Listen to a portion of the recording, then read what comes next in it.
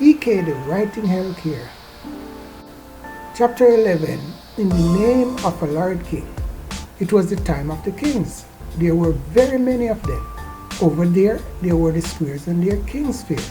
And on the other side, over there are the lords and theirs. Just like squares, lords and kings were also fair. Until they would have run into each other there while squares were out doing their studying. As for the lords, he was being studied, but not knowing a thing, like is the custom with things when it comes to it. With all of them, those rounded circular gentlemen, they never did bother to study anything. But how could lords have known that far? To have known that some of them were merely clowns, not stars, acting the part unknown Mr. for the greater good of a squared house and home in the hood. But there was one lord who knew them afar, and who was different by a scar. He knew enough to have known that he did not know a thing nor even 2 or 23. So he would have purposed it within his need to go out and learn and copy the already established normalcy, and learn as much as he could scatter and burning all that he could, or even to that which he could not earn he was to turn, and then that would have been when it would have happened. Clem would have caught the vision, but the rest of them never did know, so they would have copped out and let him go, even to prison.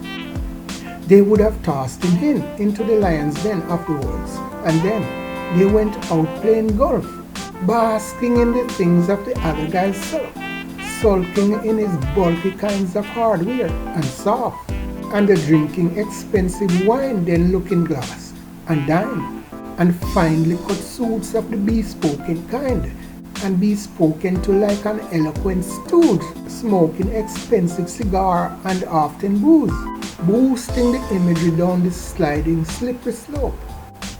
How in the world could something like that have happened?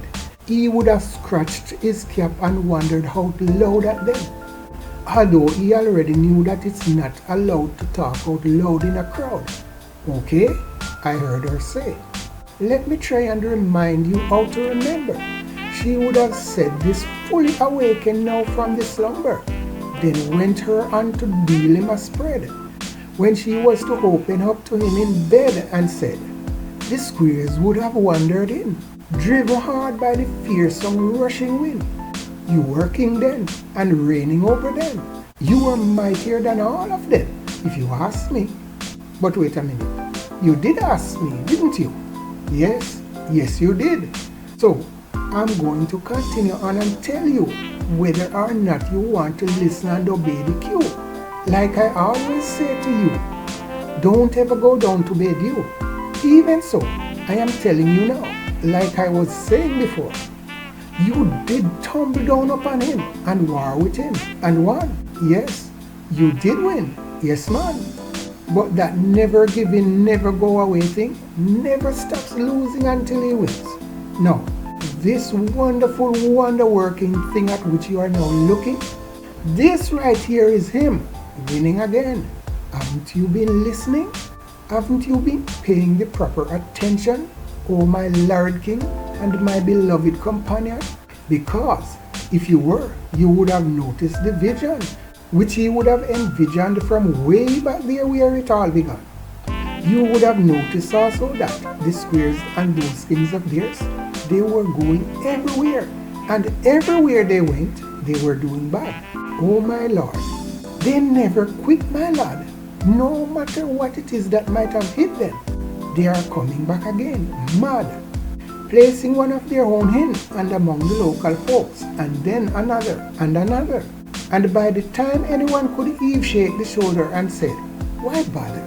Squares were taking over everything and running them, pushing the locals out of the evening and overwhelming them, and getting them to quit and change all that which they had ever known and done, and replacing those with new and strange other somethings and other someones, and have them calling it good and blessings and betterment, which would have meant that by the time they were to know what it was that had beaten them, they would have been cast out of their tents, and squared face would have been him. This is where we are now, Mr. Larry King.